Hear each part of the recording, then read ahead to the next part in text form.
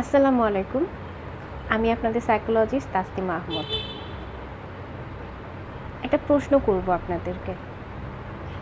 প্রশ্নটা হচ্ছে, যখন নাকি একজন মানুষ, একটা মেয়ে বিশেষত, যদি কখনো রেপের ভিকটিম হয়, তাহলে তাকে আমরা কেন ব্লেম করি বলেন তো?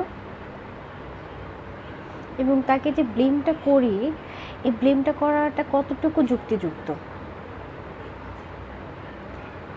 একটা মানুষ যদি কখনো কোনো অ্যাক্সিডেন্টে পড়ে, তার যদি কোনো ধরনের কোনো ক্ষতি হয়, সেই সময়টা যদি আমি সেই মানুষটাকে ব্লেম না দিই যে কেন তুমি অ্যাক্সিডেন্টের সময় ওখানে ছিলা, এটা যদি আমি তার ভবিতব্য হিসেবেই যদি ধারণা করে নিই, তাহলে কেন আমি একটা রেপ ভিকটিমকে সেই একই ধরনের কাতারে ফেলতে পারছি না?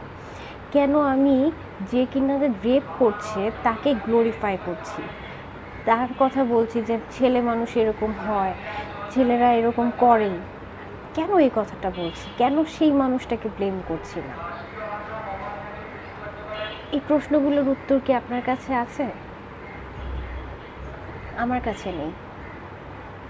থাকলে জানাবেন। আল্লাহ হাফেজ।